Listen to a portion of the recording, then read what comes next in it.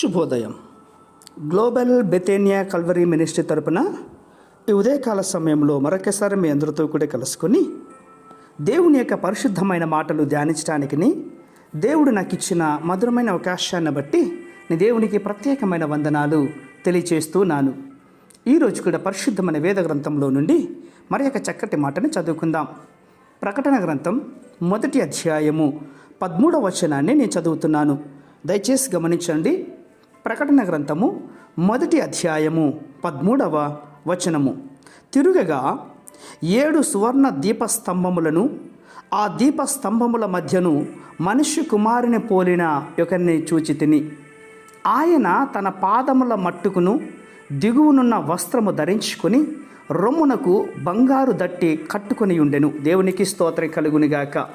ప్రియమైనటువంటి సహోదర సహోదరులారా, నిర్మానుష్యమైనటువంటి ద్వీపంలో దేవుని యొక్క పరిశుద్ధత కోసం ఎదురు చూస్తున్నటువంటి అపోస్తులైన యోహాను గారు ఒంటరిగా ప్రార్థిస్తూ పరిశుద్ధాత్మ వశుడై ఉంటున్నాడు.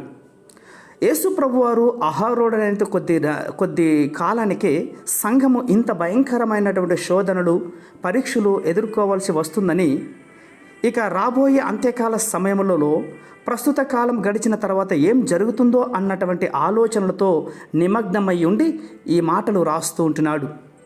భూరధ్వని లాంటి ఒక కంఠస్వరము యోహానుకు వినబడింది.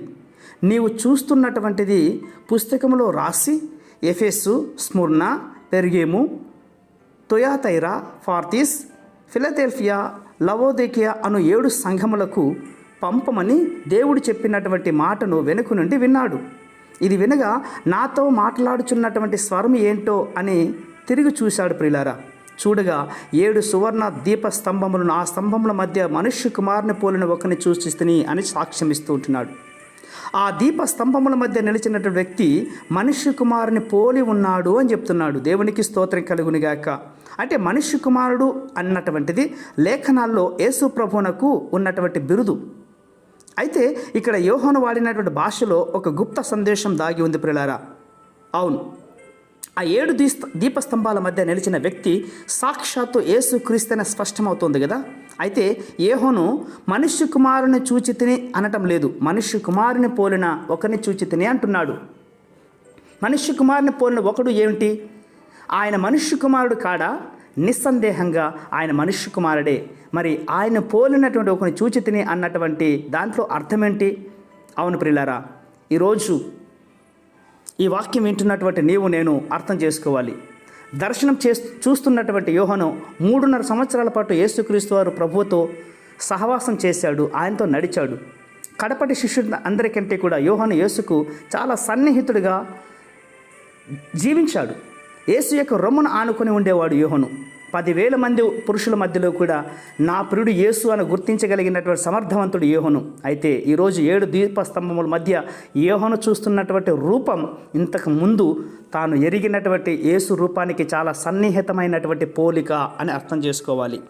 ప్రేమ నమ్మకమైన మా ప్రియ పరలోకపు తండ్రి, ప్రకటన గ్రంథంలో ఉన్నటువంటి ఒక్కొక్క మాట మా మధ్యలో మాట్లాడుచుంటుండగా భక్తుడైనటువంటి యోహాను చూసిన ఈ దర్శనాలను మేము కూడా ప్రభు ధ్యానిస్తుంటున్నాం. మాకు కూడా ఈ మాటలు అర్థమయ్యే రీతిలో మాకు బోధించి మహిమ పొందుకొని అనేక మందికి సాక్షిగా నిలబడటకు మీరు ఇస్తున్న సాక్ష్యాన్ని బట్టి, అనుభవాన్ని బట్టి, ఈ ఉన్నతమైన అవకాశాన్ని బట్టి నీకే స్తోత్రాలు అర్పించుకుంటూ మరొక సన్నివేశంలో కలుసుకునేంతవరకు నీకు ప్రేమ, కాపుదల, భద్రత మాకందరికీ ఒదిగించి కాపాడి రక్షిస్తానని శ్వాసంగా నమ్ముచున్నాం మా తండ్రి.